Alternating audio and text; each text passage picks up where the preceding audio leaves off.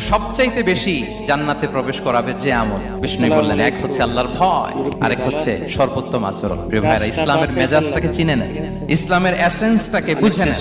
আমরা ভালো আচরণকে গুরুত্ব দিতে চাই না।